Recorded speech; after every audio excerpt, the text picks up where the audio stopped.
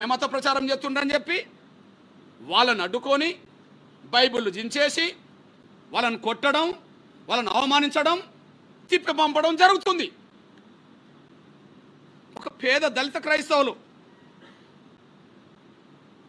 వాళ్ళకు కార్లు ఉంటే సైకిల్ మీద ఎందుకు పోతారు? వాళ్ళకు 2 వీలర్లు ఉంటే సైకిల్ మీద ఎందుకు పోతారు? మోటార్ సైకిల్ ఉంటే. ఒక పేద దళిత క్రైస్తవులకు సంబంధించిన వాళ్ళను వేధిస్తున్నారు. ఈ రాష్ట్రం నుంచి దేశంలో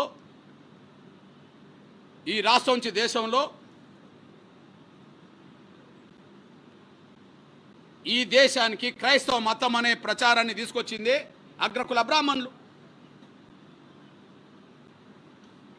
ఈ దేశానికి క్రైస్తవ మతం అనే ప్రచారాన్ని తీసుకొచ్చింది అగ్రకుల బ్రాహ్మణులు. వాళ్ళకు ఎలాంటి వివక్షత లేదు, వాళ్ళ హోదా గొప్పగానే ఉన్నది. వాళ్ళు తీసుకొచ్చి యేసుక్రీస్తు దృష్టిలో క్రైస్తవ మతస్థులు అందరూ సమానంగానే, మీరు హిందూ దేవాలయాలకు వీళ్ళు రానిత్తలేరు, మీరు మమ్మల్ని బజార్లో తిరగనిత్తలేరు, కాబట్టి ఇక్కడికి మీకు స్వేచ్ఛ ఉన్నది, మీరు వచ్చి మొక్కవచ్చు అని చెప్పి వాళ్ళకు బడులోనో చదువో ఏదో వైద్యమో తీసుకొచ్చి గుడి కట్టిస్తే ఆ గుడిలోకి వెళ్ళారు. తీసుకొచ్చింది బ్రాహ్మణులు, భక్తులైంది దళితులు. ఇవల్ల ఈ ఆంధ్రప్రదేశ్ గడ్డ మీద ఉన్న పెద్ద పెద్ద పాస్టర్లు, ఫాదర్లు, బిషప్లు ఈ తెలుగు గడ్డ మీద, ముఖ్యంగా ఆంధ్రప్రదేశ్ గడ్డ మీద నుండి ఈ గడ్డ మీద పుట్టినోళ్ళే కోట్ల రూపాయల విలువ గల కార్లలోపై ప్రచారం చేస్తుంటారు. ఈ దేశం మొత్తం తిరిగి ప్రచారం చేయడానికి విమానాల్లోకి వెళ్తారు. వాళ్ళే ప్రపంచ దేశాల్లో కూడా కనిపిస్తుంటారు. ఈ ఆంధ్రప్రదేశ్ గడ్డ మీద పుట్టిన బ్రాహ్మణ ఫాదర్లు, పాస్టర్లు, బిషప్లు, కమ్మారెడ్డి కాపు బ్రాహ్మణ, కమ్మారెడ్డి కాపు ఫాదర్లు, పాస్టర్లు, బిషప్లు, వాళ్ళు సైకిల్ మీద ఎప్పుడన్నా బొంగ చూసామా? వాళ్ళు సైకిల్ని పట్టుకొని ఊరు దాటి ఊరికి వెళ్తున్నట్టుగా ఎక్కడన్నా సైకిల్ తొక్కంగా చూసామా? సైకిల్ తొక్కే మాల మాదిగా దళిత క్రైస్తవులు నోమా అడ్డుకుంటారు, కొడుతారు, అవమానిస్తారు. ఇప్పుడు కోట్ల రూపాయల విలువ గల లగ్జరీ కార్లలో, ప్రత్యేక విమానాల్లో, దేశ విదేశాలు తిరిగి ప్రచారం చేసే బ్రాహ్మణ ఫాదర్లకు, కమ్మారెడ్డి కాపు పాస్టర్లకు, బిషప్లకు వాళ్ళకేం కాదు ఈ దేశంలో. ఇది ఎట్లా న్యాయం అవుతుంది? ఇది ఎట్లా ధర్మం అవుతుంది? మీకు కార్లు ఉన్నాయి, మీకు విమానాలు పోతారు, మీకు ప్రత్యేక విమానాలు ఉన్నాయి. మీరొక్క దిక్కు ప్రార్థన పేరుతో కూటమి పెడితే రాష్ట్రం, దేశం మొత్తం మీద లైవ్ల ద్వారా చూపించుకుంటారు. మాకు ఊరు దాటి ఊరు పోవడానికి కూడా శక్తి లేకనే సైకిల్ మీద పోతున్నారు. వీళ్ళు మీకు శత్రువులు అవుతాండ్రు. మా దళిత క్రైస్తవుల మీద, మా పేద వర్గాల మీద దాడులు ఆపాలి. మీకు చేతనవుతే విమానాల్లో మీద పోయేటోళ్ళ గురించి ఆలోచించండి.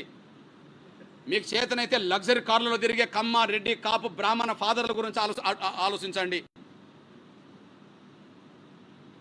అంతేగాని దళిత క్రైస్తవుల జోలికి వస్తే మౌనంగా ఉండలేము.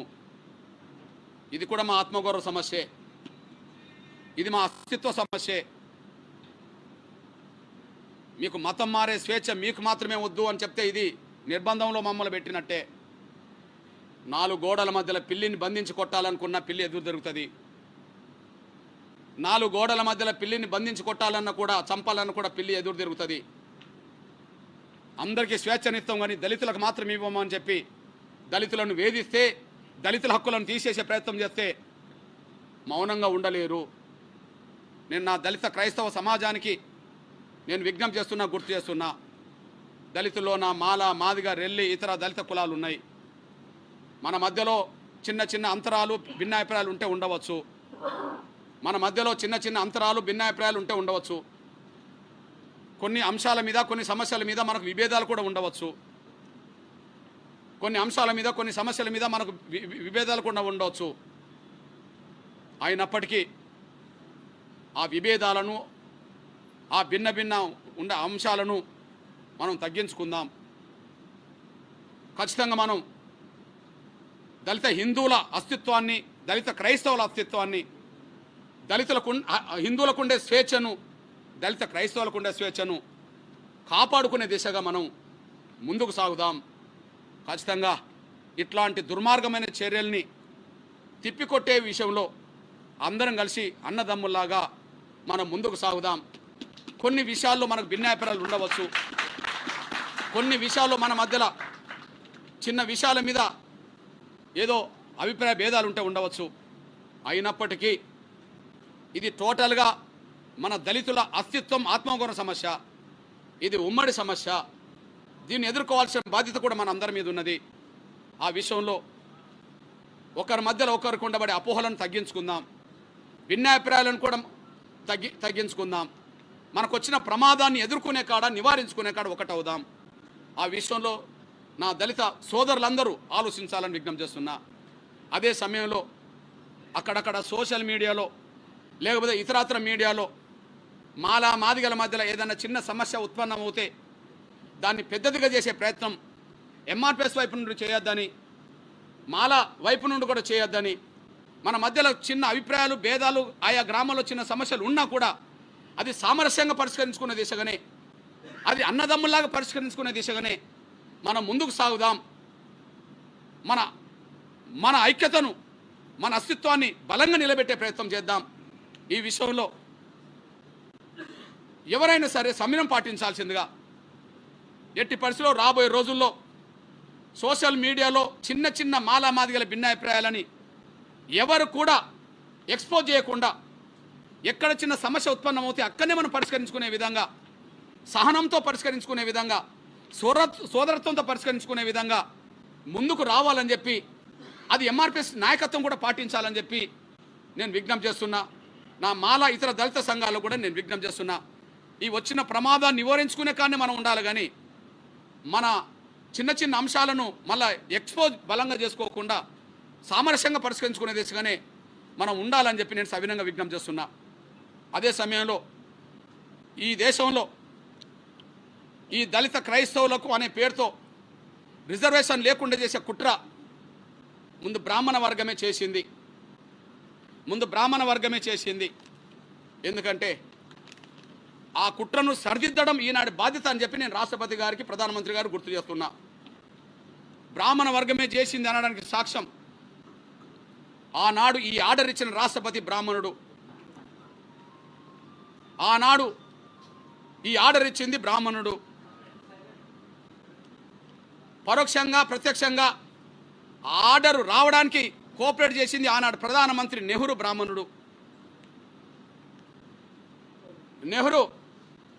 బ్రాహ్మణుడు. దళిత క్రైస్తవులకు రిజర్వేషన్ అవసరం లేదు, మాకు ఇక్కడ దేశ ప్రజలందరితో మాకు సమానమైన గౌరవం ఉన్నదని చెప్పి, దళిత క్రైస్తవులకు రిజర్వేషన్ అవసరం లేదని చెప్పి రాజ్యాంగ సభలో మాట్లాడిన, దేశ క్రైస్తవుల ప్రతినిధిగా పాల్గొన్న హెచ్సి ముఖర్జీ బ్రాహ్మణుడు. ఆ తర్వాత వల్లభాయ్ పటేల్ ఉండవచ్చు, ఇంకా చాలామంది ఉండవచ్చు. ఆనాడు మాకు అవసరం లేదు, మాకు రిజర్వేషన్లు అవసరం లేదని చెప్పి రాజ్యాంగ సభలో ఏది అల్పసంఖ్య వర్గాలకు ఏం అవసరం అని చెప్తున్న సభలో మాట్లాడిన, క్రైస్తవుల తరఫున మాట్లాడిన నలుగురు కూడా అగ్రకులస్తులే. అందులో దానికి చైర్మన్గా ఉన్న వ్యక్తి కూడా ఈ ఎస్సి ముఖర్జీ చైర్మన్ బ్రాహ్మణుడే. అంటే ఈ దేశ క్రైస్తవ ప్రతినిధులుగా రాజ్యాంగ సభలో పాల్గొని మాకు రిజర్వేషన్లు అవసరం లేదన్న వాళ్ళు అగ్రకులస్తులే. అదే సమయంలో రాష్ట్రపతి ఆనాడు అగ్రకులస్తుడు బ్రాహ్మణే. అదే సమయంలో ఆనాడు ప్రధానమంత్రి బ్రాహ్మణే. మాకు అవసరం లేదన్న క్రైస్తవ ప్రతినిధి కూడా బ్రాహ్మణే. అంటే 100 ఏళ్ల క్రితమే వాళ్ళు దేశ క్రైస్తవ ప్రతినిధులుగా ఎదిగారు. 100 ఏళ్ల క్రితమే వాళ్ళు దేశ క్రైస్తవ ప్రతినిధులుగా ఎదిగారు. 100 ఏళ్ల తర్వాత క్రైస్తవ భక్తులుగా ఆయా గ్రామంలో సైకిళ్ళు పట్టుకొని మాత్రం మా వాళ్ళు తిరుగుతున్నారు. 100 ఏళ్ల తర్వాత మా వాళ్ళు క్రైస్తవ భక్తులుగా సైకిళ్ళు పట్టుకొని బైబిల్ పట్టుకొని తిరుగుతున్నారు. ఈ పరిస్థితిలో మీకు మాకు ఆనాడైనా ఈనాడైనా క్రైస్తవ మత ప్రచారాన్ని గల్లీ గల్లీకి ఢిల్లీకి దేశానికి ప్రపంచానికి తీసుకెళ్తున్నది ఇక్కడ అగ్రకులస్తులే. కానీ బలవుతున్నది మాత్రం దళిత వర్గాలు అయిపోయినరు. ఇక్కడ బీసీ క్రైస్తవులు ఉన్నారు, వాళ్ళకు ఈ ఆర్డర్ వర్తించట్లేదు. ఎస్సీ క్రైస్తవులు ఉన్నారు తెలుగు నేల మీద ఈ దేశంలో, వాళ్ళకి ఆర్డర్ వర్తించట్లేదు. ఓసీ క్రైస్తవులు ఉన్నారు, ఓసీ చర్చీలు ఉంటాయి, కమ్మ చర్చీలు ఉన్నాయి, బ్రాహ్మణ చర్చీలు ఉన్నాయి, రెడ్డి చర్చీలు ఉన్నాయి, కాపు చర్చీలు ఉన్నాయి, బీసీలో అక్కడక్కడ బీసీ చర్చీలు ఉన్నాయి. వాళ్లకు వర్తించదు ఈ ఆర్డరు. అప్పుడు బ్రాహ్మణులు చేసిన కుట్ర ఇప్పటికి కూడా అదే మాకు శాపంగా ఇప్పటికీ దళిత క్రైస్తవులకు అన్యాయం జరిగే పరిస్థితి వచ్చేసింది. ఇకపోతే మీ సోదరుడిగా ఇంకొక విషయాన్ని గుర్తు చేస్తున్నా. ఎట్టి పరిస్థితిలో ఈ దేశ కుల వ్యవస్థ రద్దు కావాలా? ఈ దేశ కుల వ్యవస్థను రద్దు చేయండి. ఈ దేశ సంపదలో అన్ని వర్గాలకు భాగస్వామ్యం ఉన్నదని ఒక చట్టం తీసుకురండి. ఈ దేశ సంపదలో, ఈ దేశ వనరులో అన్ని వర్గాలకు భాగస్వామ్యం ఉన్నదని చట్టం తీసుకురండి. ఎవరు ఏం అడగరు. మేము ఎస్సీ ఎస్టీ యాక్ట్ అడగము, మేము రాయితీలు కూడా అడగం. ఈ దేశ సంపదలో అందరికీ భాగస్వామ్యం ఉన్నది, దేశ వనరులో అందరికీ హక్కు ఉన్నది అని చెప్పి, ముఖ్యంగా పేదలందరికీ న్యాయం జరగడానికి తీసుకునే పథకాలని చెప్పి కుల వ్యవస్థను రద్దు చేయండి. ఈ సమస్యలన్నిటికీ పరిష్కారం జరుగుతుంది. ఎందుకు నేను ఈ మాట మాట్లాడుతున్నంటే, ఈ దేశ కుల వ్యవస్థను పెంచి పోషిస్తున్నది బ్రాహ్మణ వర్గమే. ఈ దేశ కుల వ్యవస్థను పెంచి పోషిస్తున్నది బ్రాహ్మణ వర్గమే. నేను ఈ మాట అంటే బ్రాహ్మణులందరిని అన్నట్టు కాదు. అందులో ఒక 10-20% ప్రజాస్వామిక దృక్పథం గల కుల వ్యవస్థ నిర్మూలన కావాలన్నా, అస్పృశ్యత పోవాలన్నా బ్రాహ్మణ పెద్దలు కూడా ఉన్నారు. వాళ్ళు వేళ్ల మీద లెక్కబెట్టే వాళ్ళు ఉన్నారు. కానీ మెజారిటీ బ్రాహ్మణ సమాజం ఈ దేశంలో కుల వ్యవస్థకు కారణం. ఈ దేశంలో కుల వ్యవస్థకు ప్రధాన కారణం. ఎందుకంటే నాకు తెలిసి ఈ కుల వ్యవస్థను ఈ దేశంలో రాముడు సృష్టించిండేమో అనుకునే వాళ్ళం, కృష్ణుడు సృష్టించిండేమో అనుకునే వాళ్ళం, ఇంకెవరన్నా సృష్టించడం అనుకునే వాళ్ళం. బహుశా ఈ కుల వ్యవస్థకు రాముడో కృష్ణుడో కారణమని మేము అనుకోవట్లేదు. ఈ కుల వ్యవస్థకు, కుల సమానతలకు, ఈ కుల వ్యవస్థకు, అస్పృశ్యతకు పెంచింది పోషిస్తున్నది బ్రాహ్మణ వ్యవస్థ.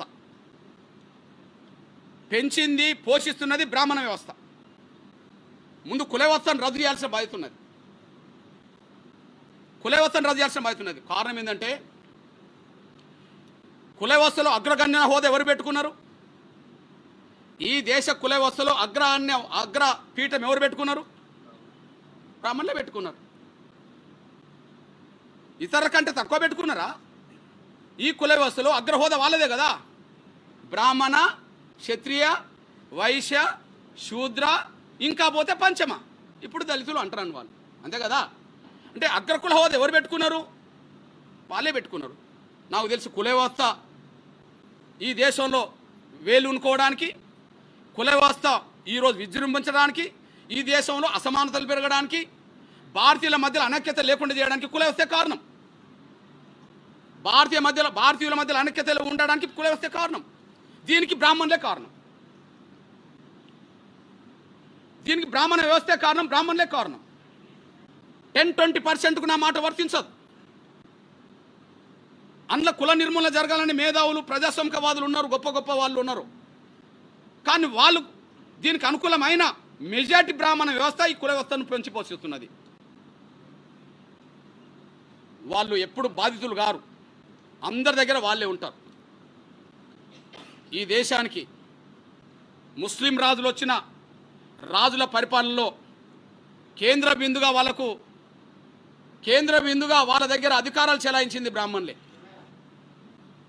ఈ దేశానికి క్రైస్తవ మతం వచ్చిన బ్రిటిష్ ఇండియా ప్రభుత్వంలో అన్ని వ్యవస్థలను ప్రభావితం చేసింది బ్రాహ్మణులే. హిందూ రాజులు పరిపాలించిన దేశంలో ఆ రాజుల దగ్గర ఎక్కువ లబ్ధి పొందింది బ్రాహ్మణులే. కాబట్టిగానే చివరి నిమిషంలో కొంతమంది రాజులు ఆలోచించిండ్రు, బ్రిటిష్ ప్రభుత్వం కూడా ఆలోచించింది. బ్రిటిష్ ప్రభుత్వం కూడా ఆలోచించింది. అందులో మొట్టమొదటి రాజు కొల్హాపూర్ రాజు సాహు మహారాజు ఆలోచించాడు. ఏం ఆలోచించాడు? ఈ వ్యవస్థలో మొత్తము అధికారులందరూ బ్రాహ్మణులు అయిపోయినరు, బ్రాహ్మణేతరులందరికీ ఒక హక్కులు కల్పించాలని చెప్పి రిజర్వేషన్లు ఇచ్చాడు. ఎవరికి ఇచ్చాడు? దళితులకు ఇవ్వలే, ఒక్క బ్రాహ్మణేతరులందరికీ ఇచ్చాడు, బ్రాహ్మణులకు తప్ప. అంటే అర్థం ఏంటిది? బ్రాహ్మణేతరులందరికీ రిజర్వేషన్లు అంటే అర్థం ఏంటిది? అంటే బ్రాహ్మణులే మొత్తం వ్యవస్థలో ఎక్కువ పాతుకుపోయినరు, అధికారులందరూ వాళ్ళే ఉన్నారు, వ్యవస్థను వాళ్ళే నడుపుతుండ్రు, ఇందులో బ్రాహ్మణేతర వర్గాలు లేకుండా పోయినాయి. కాబట్టి వాళ్ళందరి కోసం రిజర్వేషన్ అని చెప్పి మొట్టమొదటి రిజర్వేషన్ తీసుకొచ్చింది బ్రాహ్మణేతర వర్గాలకంటూ రిజర్వేషన్ తీసుకొచ్చాడు. కాబట్టి సాహు మహారాజు కాలం నాటికి వ్యవస్థను శాసిస్తున్నది ఎవరు అంటే బ్రాహ్మణులే. అన్ని రంగాల్లో వ్యవస్థ నడుపుతున్నది బ్రాహ్మణులే. కాబట్టి బ్రాహ్మణేతర వర్గాలకు రిజర్వేషన్లు వచ్చినాయి. నంబర్ 1. నంబర్ 2, మైసూరుకు సంబంధించిన రాజు ఒడయార్, కృష్ణరాజు ఒడయార్, ఆయన కూడా 1918లో బ్రాహ్మణేతర వర్గాలందరికీ రిజర్వేషన్ తీసుకొచ్చాడు.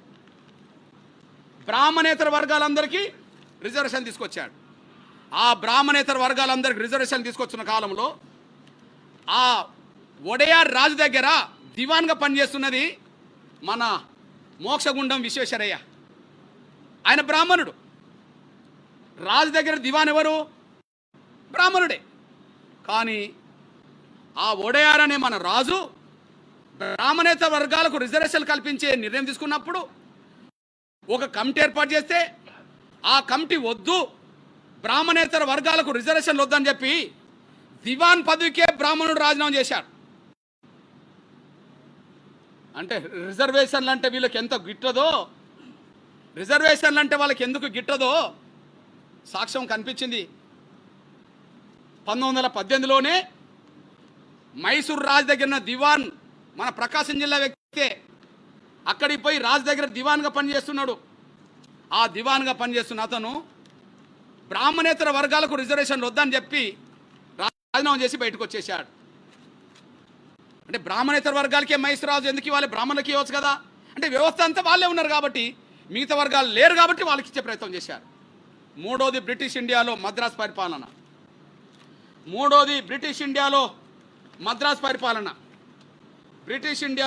పరిపాలనలో జస్టిస్ పార్టీ నాయకత్వంలో ఒక పెద్ద ఉద్యమం జరిగితే ఆ ఉద్యమం ద్వారా బ్రాహ్మణేతర వర్గాలకు రిజర్వేషన్లు వచ్చేసినాయి.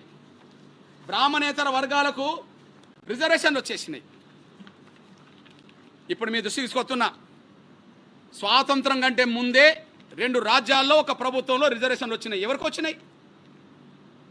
మద్రాస్ పాలనలో బ్రాహ్మణేతర వర్గాలంటే మన కమ్మ వాళ్ళు, మన రెడ్డి, మన వైశ్య, అదే సమయంలో మన కాపులు కూడా ఉన్నారు.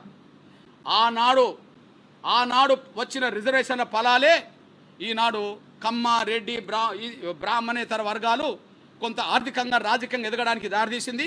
వాళ్ళ పరిపాలనలో భాగస్వాములు అయ్యారు. మైసూర్ రాజు బ్రాహ్మణేతర వర్గాలకు రిజర్వేషన్ ఇస్తే వక్కలిగ, కాళింగ లాంటి వాళ్ళు అక్కడ ఒక రాజ్యాన్ని పరిపాలించే కాడికి వాళ్ళు వచ్చేసారు. అదే సమయంలో బ్రాహ్మణేతర వర్గాలకు అక్కడ రిజర్వేషన్లు ఇవ్వడం వల్లనే మహారాష్ట్రలో మరాఠీలు, మరాఠవాడలు వాళ్ళు రోడ్డు మీదకి వచ్చేసారు. అంటే కొన్ని వేల సంవత్సరాలుగా బ్రాహ్మణుల ఆధిపత్యమే. అది హిందూ రాజుల దగ్గరైనా, అదే సమయంలో వాళ్ళు ముస్లిం రాజులైనా, వాళ్ళు బ్రిటిష్ ఇండియా పాలనలైనా మొత్తం బ్రాహ్మణుల పెత్తనమే, బ్రాహ్మణుల ఆధిపత్యమే. కాబట్టి ఆ బ్రాహ్మణుల ఆధిపత్యాన్ని ఎవరైనా ఛాలెంజ్ చేస్తే దాన్ని తట్టుకోకుండా ఇబ్బంది పెట్టిన రోజులు కూడా స్పష్టంగా కనిపిస్తున్నాయి. ఈ నేపథ్యంలో మీ బిడ్డగా, మీ పేద వర్గాల బిడ్డగా ఇంకొక విషయాన్ని గుర్తు చేస్తున్నా. నేను అంటున్నా, బ్రాహ్మణులే కుల వ్యవస్థకు ప్రధాన కారకులు. కుల వ్యవస్థ నిర్మూలనలో కలిసి వచ్చేటోళ్ళతో కలిసి పనిచేస్తాం. కుల వ్యవస్థ నిర్మూలన కాకుండా కుల వ్యవస్థను కాపాడని వాళ్ళని వ్యతిరేకిస్తాం. కుల వ్యవస్థకు కారకులు బ్రాహ్మణులే. ఎందుకంటే బ్రాహ్మణులు ఎందుకంటున్నానంటే, నిన్న ఒక మాట మాట్లాడారు. మనము యేసుక్రీస్తుని నమ్ముకున్న వాళ్ళు యేసుక్రీస్తును పూజిస్తారు, ప్రవక్తను నమ్ముకున్న వాళ్ళు ప్రవక్తను పూజిస్తాం, వెంకటేశ్వర స్వామి నమ్ముకున్న వాళ్ళు, రాముని నమ్ముకున్న వాళ్ళు, కృష్ణుని నమ్ముకున్న వాళ్ళు మనం పూజిస్తాం. కానీ ఇక్కడ బ్రాహ్మణులు అట్లా కాదు. మనం అనుకుంటున్న దేవుళ్ళనే శాసిస్తారు వాళ్ళు. మనం అనుకుంటున్న దేవుళ్ళనే శాసిస్తామని చెప్తారు. అందుకు సాక్ష్యం దేవుళ్ళు గొప్ప, బ్రాహ్మణులు గొప్ప అంటే బ్రాహ్మణులే గొప్ప అని చెప్పి వాళ్ళే చెప్పుకుంటారు. వాళ్ళు ఎంత దూరం పోయినో చూడండి. ఇక దళితులను చిన్న చూపు చూడడం పెద్ద సమస్య ఏమవుతుంది? బీసీలను, బ్రాహ్మణేతర వర్గాలను లెక్క చేయకుండా పోవడానికి పెద్ద సమస్య అవుతుంది. వాళ్ళకు బ్రాహ్మణులకు దేవుళ్ళు కూడా లెక్క కాదు. అందుకు సాక్ష్యం ఈ మధ్యకాలంలో ఒక ప్రెస్ మీట్ పెట్టిన ఒక బ్రాహ్మణ పెద్ద ఆయన, ఒక ఆయన ఏం మాట్లాడిండో ఒకసారి వినండి.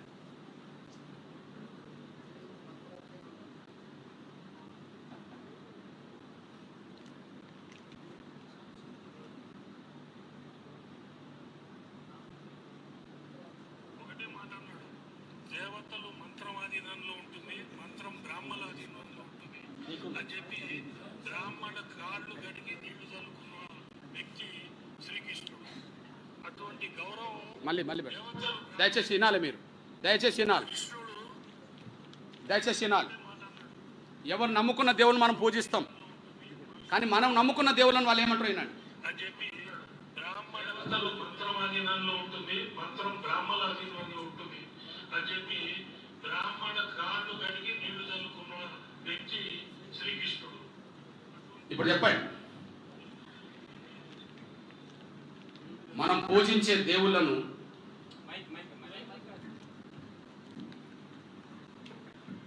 హిందువులుగా అన్ని వర్గాల వాళ్ళు పూజిస్తారు కదా శ్రీకృష్ణుడిని. కానీ మంత్రం ఆధీనంలో దేవుళ్ళుంటే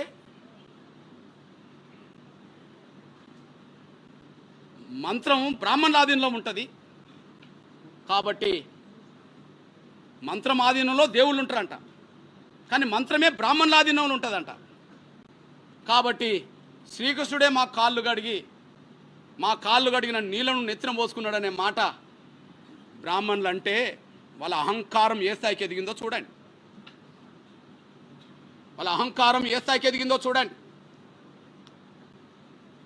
వాళ్ళు దేవుళ్ళే, మనం అనుకునే దేవుళ్ళే వాళ్ళ కాళ్ళు గడిగి నెత్తిన పోసుకుంటారంట నీళ్లను.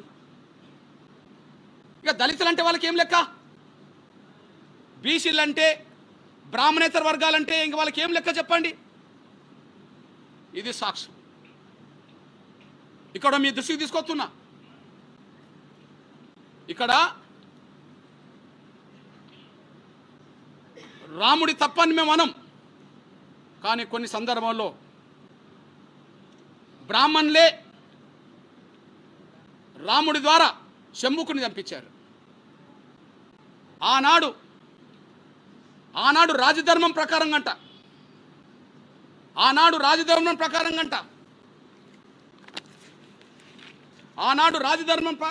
పరంగా ఎవరు చంపించారు? ఒక బ్రాహ్మణ వ్యక్తి కొడుకుకు శంభుకుడు పాము కుట్టి చనిపోతే రాజ్యం మీద ఉండబడే రాముడి దగ్గరికి వెళ్ళి బ్రాహ్మణుడిపై, అయ్యా నీ దేశంలో, మన రామరాజ్యంలో, మన అయోధ్య రాజ్యంలో ఏదో మహాపాపం జరుగుతుంది, మన ధర్మాన్ని ఎవరో ఉల్లంఘిస్తున్నారు, దానివల్ల నా కొడుకు పాము కుట్టి చనిపోయిండు, ఆ ధర్మాన్ని కాపాడాలంటే ఎవరు ధర్మాన్ని ఉల్లంఘిస్తుండ్రో వాళ్ళని శిక్షించండి అని చెప్పి రాముడి దగ్గరికి వెళితే ఆ రాముడు శంభుకుని వధించిన చరిత్ర ఉన్నది. ఎవరు చెప్తే రాముడు సంహరించిండు? ఎవరు చెప్తే సంహరించిండు? చదువుతున్న శంభుకుని వధ ఎవరు చెప్తే సంహరించిండు? చదువుతున్న శంభుకుని వధ. ఇది రాముడు వాల్మీకి రామాయణంలో ఉంటుంది. శంభుకుని వధ చదువుతున్నా. రాముని పాలనలో రామరాజ్యంలో ఒక బ్రాహ్మణుడి కుమారుడు అకాల మరణం చెందుతాడు. తన బిడ్డ మరణానికి రాజ్యంలో జరుగుతున్న ఏదో అధర్మమే కారణమని ఆ బ్రాహ్మణుడు రామసభలో వాపోతాడు. అకాల మరణాలు సంభవించకూడదంటే ఎక్కడో ఒక చోట ధర్మ విరుద్ధమైన కార్యక్రమం జరుగుతుందని నారదాముని రాముడికి వివరిస్తారు. శంభుకుని తపస్సు, ఆ ధర్మం ఏమిటో తెలుసుకోవడానికి రాముడు దేశవ్యాప్తంగా వెతుకుతుండగా దక్షిణ దిశలో ఒక సరస్సు దగ్గర ఒక వ్యక్తి తలకిందులుగా తపస్సు చేస్తూ కనిపిస్తాడు. రాముడు అతడిని సమీపించి, నువ్వు ఎవరు, ఎందుకు ఈ కఠిన తపస్సు చేస్తున్నావు అని అడుగుతాడు. అప్పుడు ఆ వ్యక్తి, నేను శంభుకుణ్ణి, శూద్రుణ్ణి, స్వర్గానికి వెళ్ళాలనే కోరికతో ఈ తపస్సు చేస్తున్నా అని చెప్తాడు. అప్పుడు ఆ కాలంలో వర్ణ ధర్మాల ప్రకారం శూద్రులు కఠినమైన తపస్సు చేయడం శాస్త్ర విరుద్ధం భావించబడేది. త్రేతాయుగం ధర్మ ప్రకారంగా శంభుకుడు చేస్తున్న ఈ అధర్మ తపస్సు వలనే బ్రాహ్మణ బాలుడు మరణించాడని భావించి రాముడు శంభుకుని తల తీసేస్తాడు, శంభుకుని చంపేస్తాడు. ఈ ధర్మాన్ని సృష్టించింది ఎవరు? ఆ త్రేతాయుగంలో అట్లాంటి ధర్మాన్ని సృష్టించింది ఎవరు? బ్రాహ్మణులేగా. ఒక సామాన్య బ్రాహ్మణుడి బిడ్డకు, ఒక సామాన్య బ్రాహ్మణుడి కొడుకు పాము గుట్టి చచ్చిపోతే అది తపస్సు చేస్తున్న ఒక ఒక ఒక బలహీన వర్గాలకు సంబంధించిన ఒక శూద్రుడు అనబడుతున్న ఒక శంభుకుడు తపస్సు చేస్తుంటే ఆ తపస్సు జ్ఞానం అనుకుందాం. వేల సంవత్సరాల క్రితమే జ్ఞానాన్ని సమకూర్చుకునే ప్రయత్నం చేసిన శంభుకుడు చంపబడ్డాడు కదా. ఆ చంపడానికి కారకుడు ఎవరో చెప్పండి? బ్రాహ్మణులే కదా. ఆ నియమాలు చెప్పింది ఎవరు? ఆ నియమాలు రాసింది ఎవరు? బ్రాహ్మణులే కదా. బ్రాహ్మణుల నియమాలు కదా రాజు అమలు చేయాల్సింది. రాముడు అమలు చేసిండు కదా. ఎవరిని ఎవరు చంపించారు అంటే మీకు పోటీ రాకుండా జ్ఞానం మీ చేతిలో ఉండాలి. తపస్సు మీరే చేయాలి, మీరే రాజ్యాలను నడిపించాలి, ఏదైనా మీరే చేయాలి, ఇంకెవరు మేల్కోవద్దని చెప్పడం కోసమే కదా శంభుకుని చంపించింది ఆ రోజు. మీ పాపాలే కదా ఇది. రెండో విషయం, రామాయణంలో అది చూసాం కదా శంభుకుని వధ. మహాభారతంలో ఏం చూస్తున్నాం? మహాభారతంలో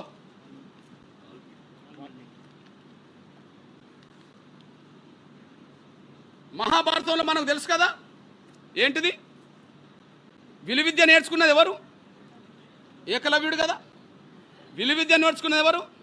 ఏకలవ్యుడు. అడవిలో నేర్చుకుంటాడు కదా. ద్రోణాచార్యుడు అనే ఒక బ్రాహ్మణ గురువు దగ్గరికి వెళ్తే, నువ్వు ఒక ఆదివాసి, ఒక గిరిజనుడివి, నీకు నేను నేర్పనంటే ఆయన లేకపోయినా ఆయన నేర్చుకుంటాడు కదా. ఆ విలువిద్యలో అర్జునుడి కంటే మించిపోతాడని గమనించారు కదా. అర్జునుడి కంటే మించిపోతాడని గమనించిన తర్వాత అదే ద్రోణుడు పాండవులను నెంబడి పెట్టుకొని వచ్చి ఏకలవ్యుడి దగ్గరికి వస్తే ఏకలవ్యుడు గౌరవంతో ద్రోణాచార్యుడికి నమస్కారం పెడతాడు కదా. నువ్వు నమస్కారం పెడితే చాలదు, నువ్వు విలువిద్య ఎట్లా నేర్చుకున్నంటే నువ్వు లేకపోయినా నీ పేరుతో నేర్చుకున్నావు అని చెప్తాడు కదా.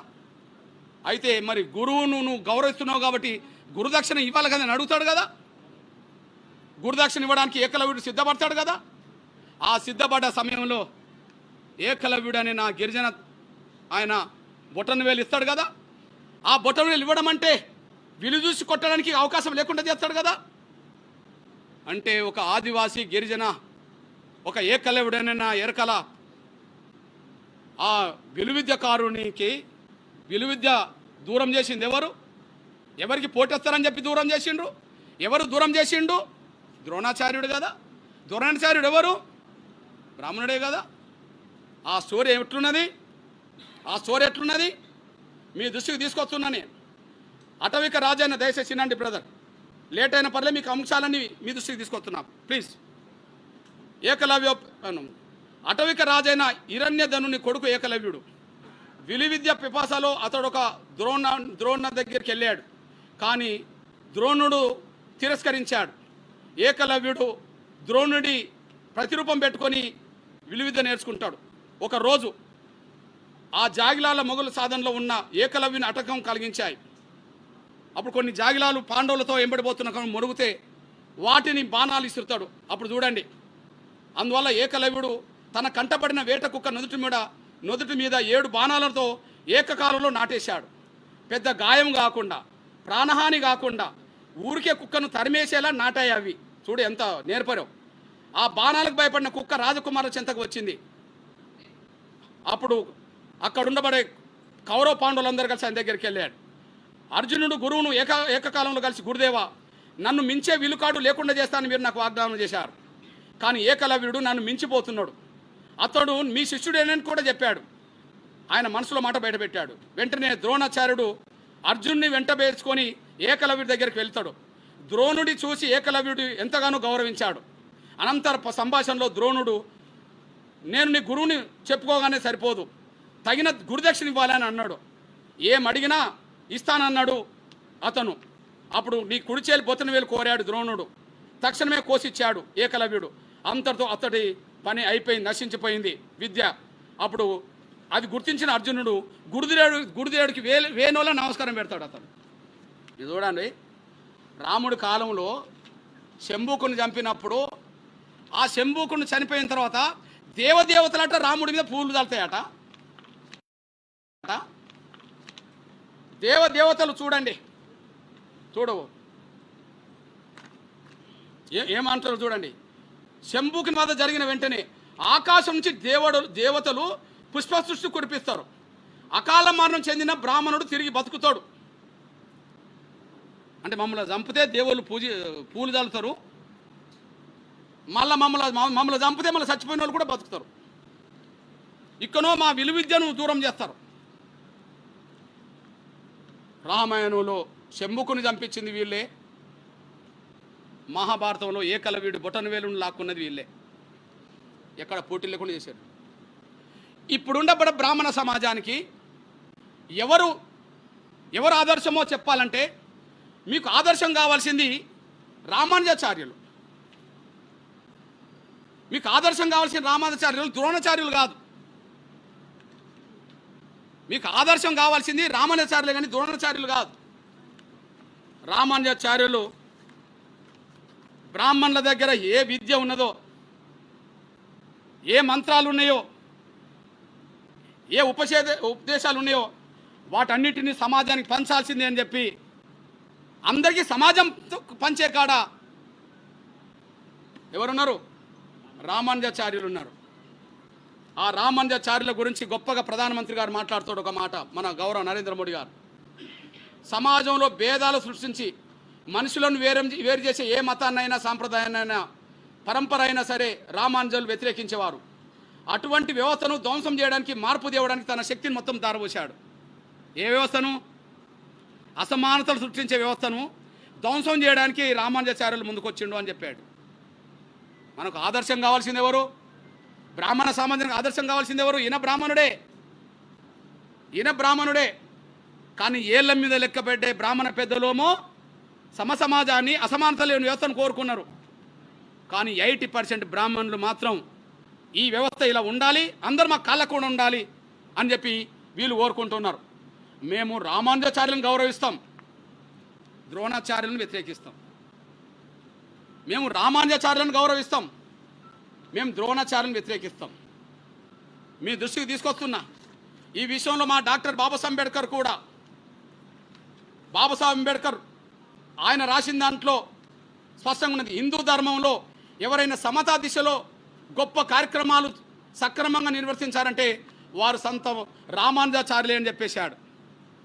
ప్రధానమంత్రి నరేంద్ర మోడీ గారు ఆయననే గుర్తు చేసిండు, మా డాక్టర్ బాబాసాహెబ్ అంబేద్కర్ ఆయనే గుర్తు చేశాడు. అంటే మా అంబేద్కర్ ఎవరిని గౌరవించిండు? సమతా సమాజాన్ని కోరుకునే బ్రాహ్మణులు గౌరవించాడు. నరేంద్ర మోడీ గారు ఎవరు గౌరవించిండు? వివక్షత లేని సమాజాన్ని కోరుకునే బ్రాహ్మణులను గౌరవించాడు.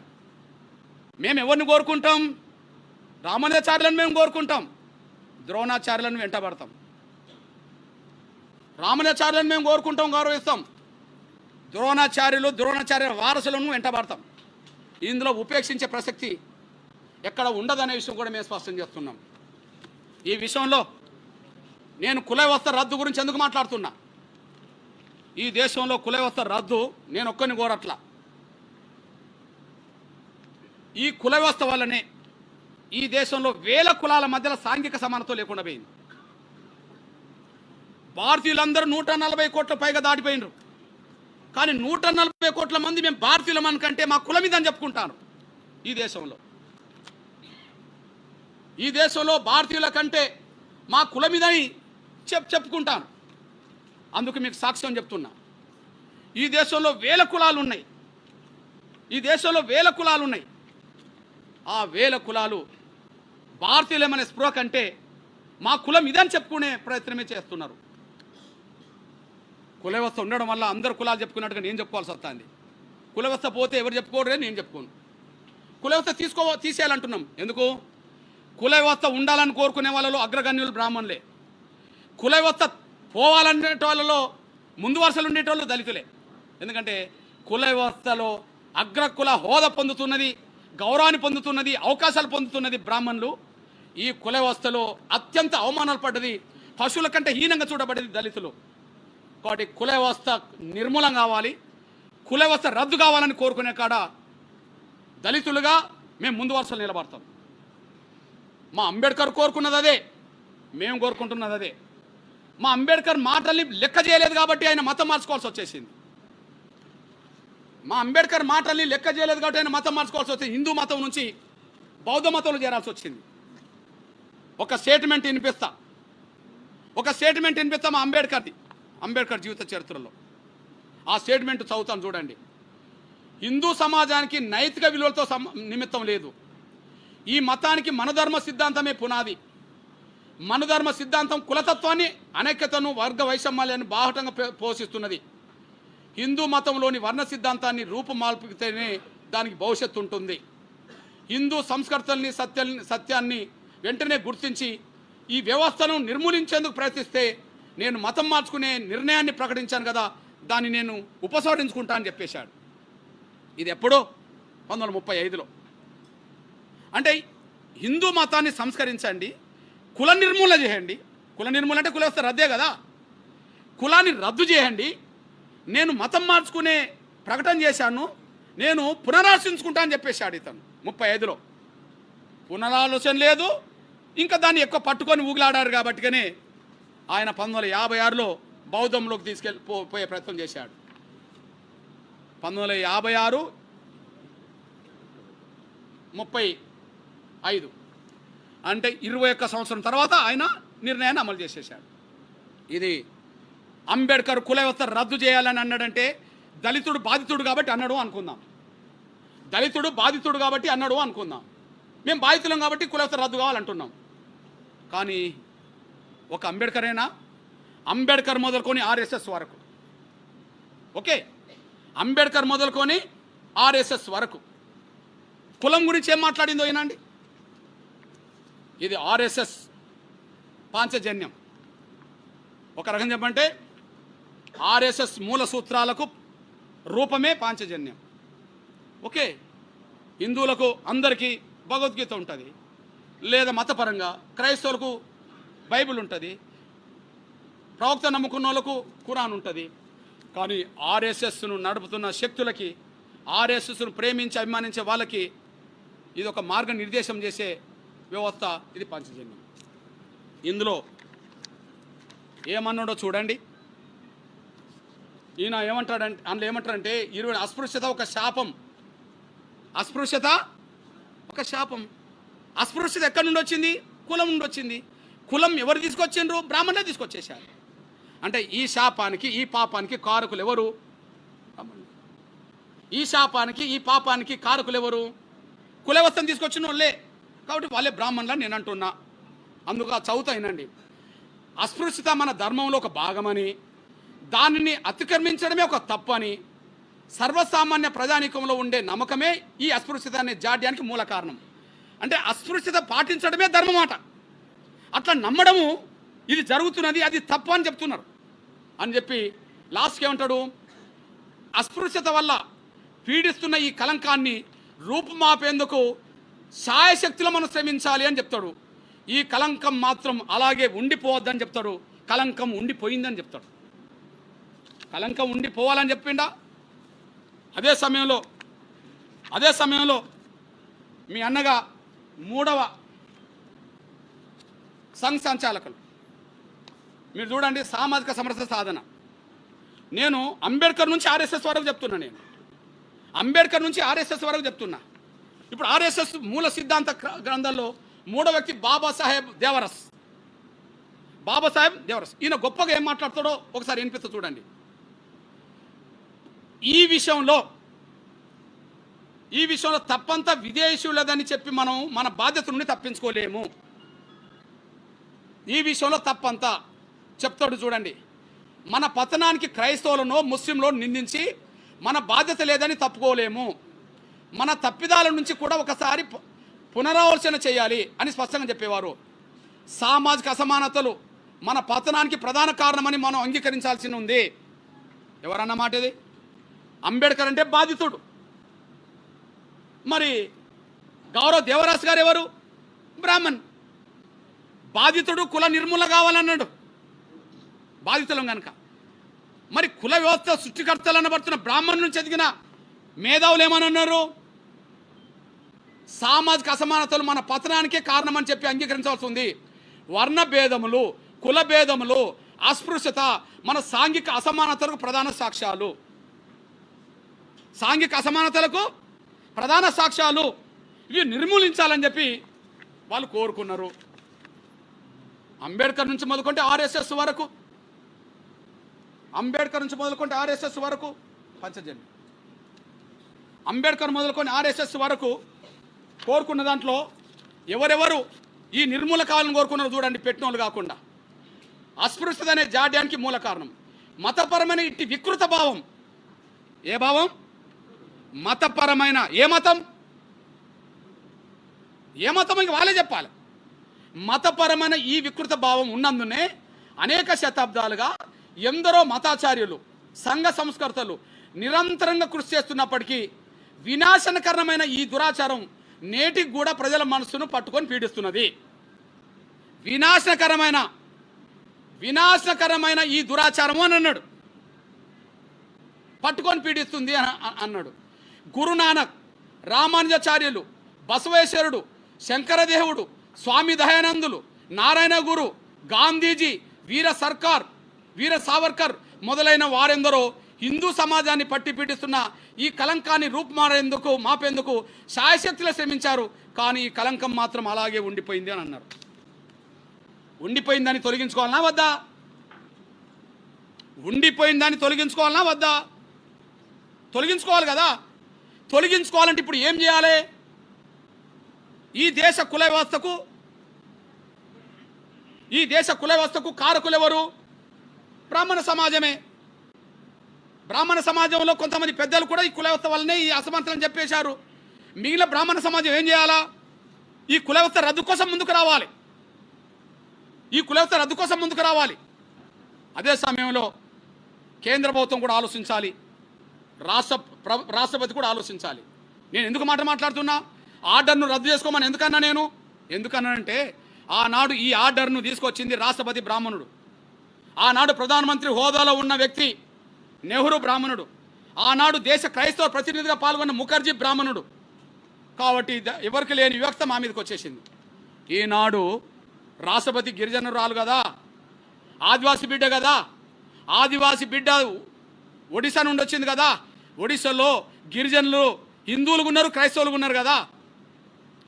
ఒడిశాలో గిరిజనులు, ఆదివాసులు, హిందువులు ఉన్నారు, క్రైస్తవులు ఉన్నారు కదా. ఇప్పుడు దేశానికి ప్రధానమంత్రి ఎవరు?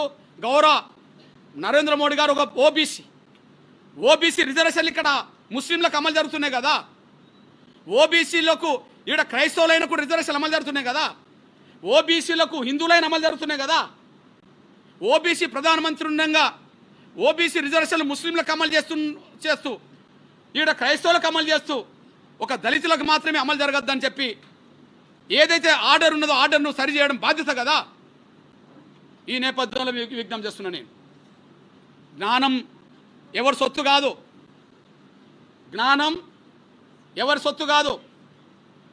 జ్ఞానం అందరి సొత్తు. అవకాశం ఉంటే జ్ఞానం అందరికీ వస్తుంది. అందుకు సాక్ష్యం ఒక చెప్తున్నా నేను. మనందరూ తెలుసు శంకరాచార్యులు.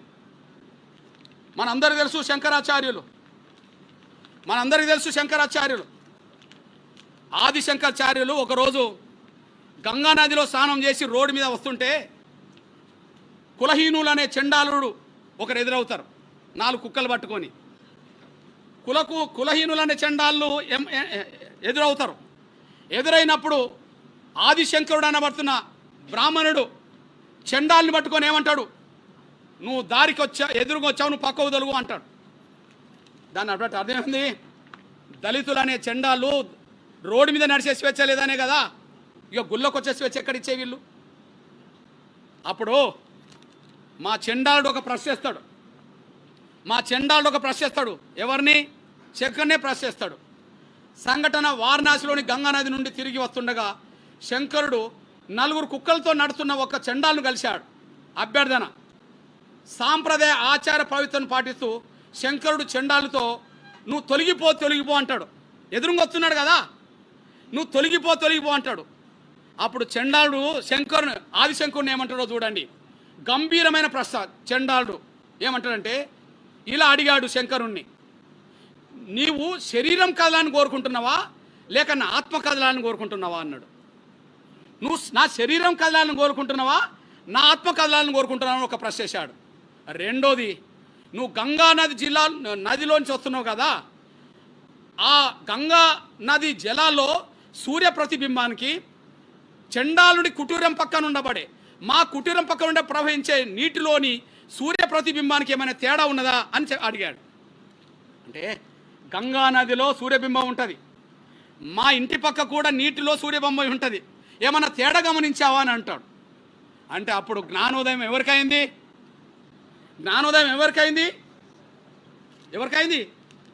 ఆదిశంకరుడికి అయింది.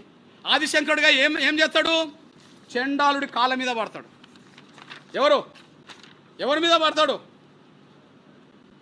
తన అజ్ఞానాన్ని తొలగించడంలో సహాయపడిన గురువుగా చండాలు గురించి గుర్తించి శంకరుడు అతని ముందు సాష్టాంగ నమస్కారం చేస్తాడు. జ్ఞానం ఎవరి సొత్తు కాదని చండాలుడు నిరూపించాడు. ఈనాటి తరంలో జ్ఞానం ఎవడి సొత్తు కాదని మా డాక్టర్ బాబాసాహెబ్ అంబేద్కర్ నిరూపించాడు. జ్ఞానం ఎవడి సొత్తు కాదని డాక్టర్ బాబాసాహెబ్ అంబేద్కర్ నిరూపించాడు. ఇవాళ కొన్ని వేల సంవత్సరాలుగా విద్యకు దూరమైన వర్గాల నుంచే విద్యను అపోసవను పట్టుకొని దాన్ని అందిపుచ్చుకొని ప్రపంచంలో అగ్రగణ్యుడైన మేధావిగా ఎదిగి ఇవాళ ప్రపంచంలో ఐక్యరాజ్య సమితి నాలెడ్జ్ డేగా ప్రపంచ దేశాలకు పిలుపునిచ్చిందంటే జ్ఞానం ఎవరి సొత్తు కాదని, అవకాశం వస్తే అందరికంటే ఎక్కువ జ్ఞానాన్ని సంపాదించుకునే శక్తి మాకున్నదని చెప్పి మా అంబేద్కర్ నిరూపించాడు. ఆదిశంకరుడికి పాఠం నేర్పింది దళితులే, భారత రాజ్యాంగాన్ని రాసింది దళితుడే. జ్ఞానం మీ సొత్తేం కాదు, జ్ఞానం మా సొత్తు. జ్ఞానం మీ సొత్తేం కాదు, జ్ఞానం మా సొత్తు. ఈ విషయంలో మీ అన్నగా చెప్తున్నా, కుల వ్యవస్థ రద్దు చేయకపోతే ప్రమాదం దేశానికి. బ్రాహ్మణులకు వస్తుందా రాదా పక్కకు పెట్టండి, దేశానికి ప్రమాదం వస్తుంది. ఎందుకంటే ఒకనాడు మన మౌర్యుల కాలంలో, ఒకనాడు అశోకుడి కాలంలో అఖండ భారత్లో జీవించిన వాళ్ళం మనం. ఎక్కడ జీవించిన వాళ్ళం? అఖండ భారత్లో జీవించిన వాళ్ళం. మీ సోదరుడిగా ఇది అఖండ భారత్ మ్యాప్, ఇది అఖండ భారత్ మ్యాప్ విషయం. ఓకే, ఆ తర్వాత అఖండ భారత్ పోయింది, బ్రిటిష్ ఇండియా దాకా వచ్చింది. ఆ బ్రిటిష్ ఇండియా కూడా పోయింది, ఉన్న ఇండియా ఇప్పుడు మిగిలింది. అఖండ భారత్కు ఉన్నప్పుడు మన భారత వైశాల్యం ఎంత, ఇప్పుడు ఉండబడే ఇండియా మ్యాప్ వైశాల్యం ఎంత? అఖండ భారత్లో ఉన్నప్పుడు మన భారత రాజకీయ వైశాల్యం ఎంత, ఇప్పుడు ఉండబడే మన ఇండియా వైశాల్యం ఎంత? ఒక్కసారి వైశాల్యం గురించి చెప్తా చూడండి. 20వ శతాబ్దపు లోపు, ప్రారంభం లోపు మన రాజకీయ భారత్, అఖండ భారత్ 76,56,000 చదరపు కిలోమీటర్లు. పాత్రికేయ మిత్రులారా, ఇది మన అఖండ భారత్కు సంబంధించిన ఉంటుంది చూడండి, ఇది మన అఖండ భారత్కు సంబంధించిన విషయం కదా. అఖండ భారత్ మొత్తం భౌగోళిక వైశాల్యం, రాజకీయ వైశాల్యం, రాజకీయ అధికారం 76,56,000 చదరపు కిలోమీటర్ పరిధిలో ఉండే. కానీ ఇప్పుడు మన ఇండియా వైశాల్యం ఎంత దూరం వచ్చింది, ఎంత తగ్గిపోయిందంటే 31,59,450 చదరపు కిలోమీటర్లు. సగానికంటే తగ్గిపోయింది. బహుశా ప్రపంచం మొత్తం మీద ఎక్కువ వైశాల్యాన్ని కోల్పోయింది ఎవరన్నా ఉంటే, ప్రపంచం మొత్తం మీద ఎక్కువ భూ వైశాల్యాన్ని, రాజకీయ అధికారాన్ని కోల్పోయింది ఎవరంటే మనమే. దీనికి కారణం ఎవరు? దీనికి కారణం ఎవరు ఆలోచించండి. దీనికి కారణం ఎవరో ఆలోచించండి. ఇది అఖండ భారత్ మ్యాపు, ఇది బ్రిటిష్ ఇండియా మ్యాపు, ఇది ప్రస్తుత ఇండియా మ్యాపు. దాదాపు ఎంత కోల్పోయినామో మీ దృష్టికి తీసుకొస్తున్నాను. నేను మళ్ళీ అంటున్నా, ఈ దేశ కుల వ్యవస్థలో అసమానతల వల్లనే మనం నష్టపోతూ కోల్పోతూ వచ్చేసాం. కానీ ఇప్పటికైనా కుల వ్యవస్థను రద్దు చేసుకోకపోతే ఈ నష్టం మన కళ్ళ ముందు రేపు జరుగుతుంది, ఎల్లుండి జరుగుతుంది. కానీ మరో 100 ఏళ్లకు ఇప్పుడుండే భారత్ కూడా ఉండే అవకాశం లేదేమని చెప్పి అనుమానం ఉన్నది, భయం కూడా ఉన్నది. నేను ఉండాలని కోరుకుంటున్నా. ఇది కాపాడుకుంటూ మళ్ళీ అఖండ భారత్ వైపు వెళ్ళాలంటే సైద్ధాంతికంగా మనం బలోపేతం కావాలి. సమాజంలో అసమానత లేకుండా మనం చూసుకోవాలి. భారత ప్రజలందరూ ఒకతాటి అని పెట్టి నిలబెట్టుకోవాలి. అది దేశ కుల వ్యవస్థ వల్లనే, అది రద్దు కావడం వల్లనే అది వస్తుంది. ఈ దేశ కుల వ్యవస్థ ఉండడం వల్లనే మనం నష్టపోయినాం. ఆ విషయం గుర్తు చేస్తున్నా నేను. అందుకు సాక్ష్యం మిల్లు లేటెస్ట్ చెప్తున్నా నేను. ఇప్పుడు మన భారతదేశానికి జాతిపిత అంటే ఎవరు గుర్తుకొస్తారు? గాంధీ. పాకిస్తాన్ జాతిపిత అంటే ఎవరు గుర్తుకొస్తారు? ఎవరు? మన గుంటూరులో కూడా ఉన్నది Jinnah tower. Okay, Gandhi tower పాకిస్తాన్లో ఉన్నదో లేదో తెలియదు, కానీ జిన్నా టవర్ మాత్రం గుంటూరులోనే ఉన్నది. ఓకే, నేను ఒక విషయం చెప్తున్నా సోదరులారా. ఈ దేశంలో కుల వ్యవస్థ లేకపోతే పాకిస్తాన్ లేదు. ఈ దేశంలో కుల వ్యవస్థ లేకపోతే మత మార్పిడిలు ఎక్కువ అయ్యేది కాదు. కుల వ్యవస్థ, దాని రూపంగా వచ్చిన అసమానతలు, దాని రూపంగా వచ్చిన అస్పృశ్యత మత మార్పిడులకు ఎక్కువ దారి తీసింది. మన లోపాన్ని సరి చేసుకోవాలా, మన లోపాన్ని సరి చేసుకోవాలి. అందుకో సాక్ష్యం చెప్తున్నా చూడండి. పాకిస్తాన్ జాతిపిత ఎవరు? మహమ్మద్ అలీ. అరే మహమ్మద్ అలీ ఎప్పుడు ముస్లిం అయిండు? మహమ్మద్ అలీ ఎప్పుడు ముస్లిం అయిండు? మీ సోదరుడు చెప్తున్నా, మహమ్మద్ అలీ కుటుంబ వారసత్వం చరిత్ర ఉన్నది. మహమ్మద్ అలీ జిన్నా పూర్వీకుల చరిత్ర, జిల్లా పూర్వీకుల చరిత్ర చాలామందికి తెలియని ఆసక్తికరమైన విషయం. ఆయన మూలాలు హిందూ ధర్మంలో ఉన్నాయి. ఆయన ఎవరిక్కడ? భారతీయుడే. హిందూ ధర్మంలో అంటే జిన్నా ఎవరు? భారతీయుడే. భారతీయుడే కానీ ఆయన ముస్లిం కాదు. భారతీయుడే కానీ ఆయన ముస్లిం కాదు. ఎట్లా ముస్లింలు ఏంటంటే వివక్షత వల్లనే ముస్లిం అయ్యిండు. సాక్ష్యం చెప్తున్నా చూడండి. కుటుంబ నేపథ్యం, జిన్నా తాతగారు పూంజాబాయి తక్కర్. వీరు గుజరాత్లోని కాతియావార్ ప్రాంతానికి చెందిన లోహానా అనే హిందూ వ్యాపార కులానికి చెందినవారు. హిందూ వ్యాపార కులానికి చెందినవారు. మత మార్పిడి ఎందుకు జరిగిందో చెప్తున్నాడు. జిన్నా తండ్రి జిన్నాబాయి పూంజా చేపల వ్యాపారం చేసేవారు. ఏ వ్యాపారం? చేపల వ్యాపారం చేసేవారు. అయితే లోహన కులస్తులు శాకాహారులు కావడంతో ఈ బ్యాచ్ పెట్టింది. మళ్ళీ అది కూడా ఏది బ్రాహ్మణ బ్యాచ్ పెట్టింది. ఎవరు శాకాహారులు ఎట్లుండాలని చెప్పి. లోహన కులస్తులు శాకాహారులు కావడంతో చేపల వ్యాపారం చేస్తున్నందుకు వారిని కులం నుండి బహిష్కరించారు. అసలు కులం నుండి బహిష్కరించే సాంప్రదాయం ఎక్కడదా? ఈ ప్రపంచంలో లెక్కలేంది ఇక్కడ కులం ఉండడం వల్లనే. కులం నుంచి ఎవరిని బహిష్కరించారు? వాళ్ళ తండ్రిని బహిష్కరించారు. ఆయన ఏం చేసిండు? దీంతో మనస్తాపం చెందిన ఆయన కుటుంబం ఇస్లాం మతంలోకి, షియా విభాగంలోకి, శాఖలోకి మారింది. జిన్నా అనేది వారి తండ్రి పేరు. జిన్నా నుండి వచ్చింది. గుజరాత్లో జిన్నా అంటే చిన్నవాడు లేదా బక్కపలసిన వారు. వీళ్ళు ఎక్కడికి వెళ్ళాడంటే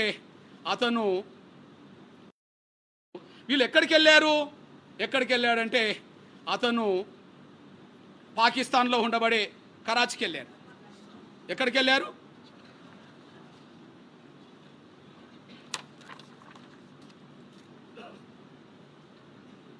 ఆయన ముంబైలో కూడా చదువుకున్నాడు. అంటే అక్కడికి వెళ్ళాడు. ఇప్పుడు అక్కడి నుంచి పాకిస్తాన్ జిందాబాద్ అన్నాడు, పాకిస్తాన్ సాధించి పెట్టాడు. ఈడ కుల వ్యవస్థ లేకపోతే ఆయన కులం నుంచి బహిష్కరించకపోతే వాళ్ళ తండ్రి మతం మారేది కాదు. వాళ్ళు పాకిస్తాన్ భూభాగమైన కరాచీకి వెళ్ళేవాళ్ళు కాదు. అక్కడ షియా మతంలో చేరేవాడు కాదు. ఇక్కడన్నప్పుడే చేరాడు కదా. ఆయన పాకిస్తాన్ దేశం అనేది కావాలని కోరేవాడు కాదు. అంటే ఈ కుల వ్యవస్థ వల్ల ఉన్న భూభాగమే మన కన్న ముందు పోయింది కదా. కుల వ్యవస్థ లేకపోతే మత మార్పిడి లేవు కదా. మత మార్పిడి లేకపోతే జిన్నా లేడు కదా. జిన్నా లేకపోతే పాకిస్తాన్ లేదు కదా. మన లోపాన్ని మనం సరి చేసుకోవాలి కదా. మన లోపాన్ని మనం సరి చేసుకోవాలి కదా. అందువల్ల స్పష్టం చేస్తున్నాం, కుల వ్యవస్థ రద్దే దీనికి పరిష్కారం. కుల వ్యవస్థ రద్దే దీనికి పరిష్కారం. కాబట్టి కుల వ్యవస్థ రద్దు కోసం జరగాల్సిన ప్రయత్నంలో బ్రాహ్మణ సమాజం వైఖరి ఏందో తేల్చాల అవసరం ఉన్నది. మెజారిటీ బ్రాహ్మణులు కుల వ్యవస్థకు అనుకూలంగా ఉంటే వాళ్ళని గౌరవిస్తాం. మైనార్టీ బ్రాహ్మణ పెద్దలు ఎవరన్నా కలిసి వస్తే వాళ్ళతో కలిసి పనిచేస్తాం. కానీ ఈ దేశంలో అసమానత లేని వ్యవస్థ వైపు అయితే తీసుకెళ్తాం. అసమానత లేని వ్యవస్థ వైపు తీసుకెళ్లాలంటే కుల వ్యవస్థ రద్దు కావాలి. కుల వ్యవస్థ రద్దు కోసం జరిగే పోరాటాన్ని భవిష్యత్తులో దళిత వర్గాలు ముందు వరుసలు నిలబడి అన్ని వర్గాలను కలుపుకొని ముందుకు సాగే విధంగా మా ప్రయత్నం చేస్తామనే విషయం కూడా స్పష్టం చేస్తూ, ఈ లోపు ఆర్డర్ రద్దు కావాల్సిందే, ఆర్డర్ ఉపసంహరించుకోవాల్సిందే, వివక్షత ప్రదర్శించొద్దని చెప్పి నేను విజ్ఞప్తి చేస్తున్నా, డిమాండ్ చేస్తున్నా.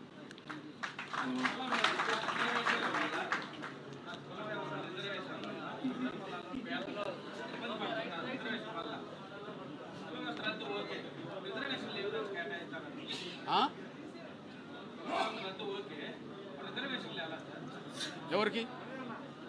నేనేమిటంటే కుల వ్యవస్థ రద్దు చేసి పేదలందరికీ అన్ని వ్యవస్థలో భాగస్వామ్యం ఉన్నదంటే ఎట్లుంటే అట్లా. కాబట్టి ఈ అసమానతల కారణం కుల వ్యవస్థే కదా. కుల వ్యవస్థ రద్దు అవుతే తర్వాత పరిణామాలు కదా. ఏదైతే అది కానివ్వండి, కుల వ్యవస్థ రద్దు కాదు ఉంటాం.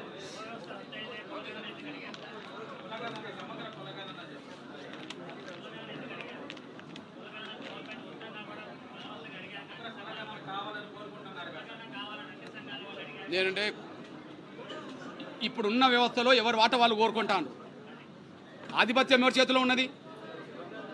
ఉన్నత వర్గాల చేతులు ఉన్నది. కుల వ్యవస్థ రద్దు అవుతే కులగన్నే ఉంటుందిగా. నేను అదే అంటున్నా, కుల వ్యవస్థ ఉన్నంత వరకు ఎవరు వాట వాళ్ళకి రావాల్సిందే కదా. కుల వ్యవస్థ ఉన్నంత వరకు ఎవరు రావాల్సిందే. నేను కుల వ్యవస్థ రద్దు కావాలని కూడా కోరుతున్నా. రద్దు అయిన తర్వాత ఎవరు అడగారు కదా. నువ్వు అడుగు, నేను అడగాను కదా.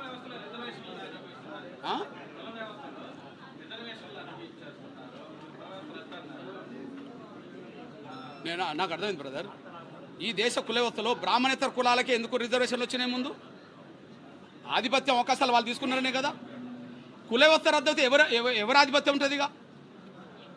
కుల వ్యవస్థ రద్దు అయితే ఎవరు ఆధిపత్యం ఉంటుంది? ఎవరు ఆధిపత్యం లేనప్పుడు అవకాశాలు అందరికీ అందుబాటులోకి వస్తాయి కదా. అందరికీ రావాలని నేను కోరుతున్నా.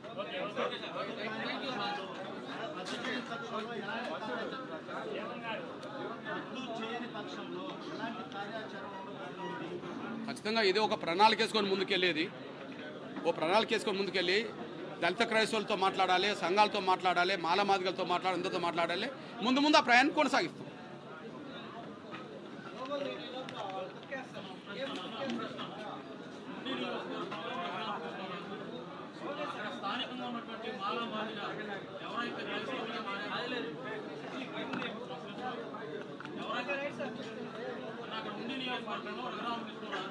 స్థానికంగా ఉన్నటువంటి మాలామాదిగలు ఎవరైతే క్రైస్తవులకు మారారో అక్కడ ఎస్సీ సర్టిఫికేట్ రద్దు చేయించి బీసీసీ ఇవ్వాలని చెప్పి అధికారులకు బిల్లింగ్ జారీ చేసి అక్కడ మాలామాదిగల్ని ఇబ్బందులు గురి చేస్తూ దాదాపుగా 113 చర్చిలకి నోటీసులు ఇచ్చారన్న దానిపై మీరు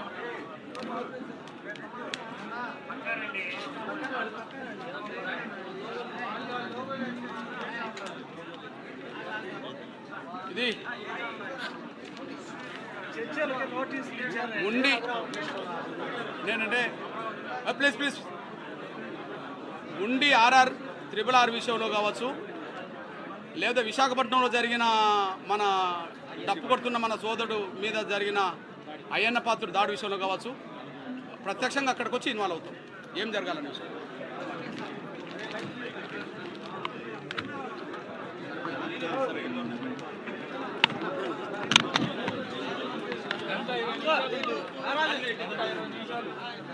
ఆ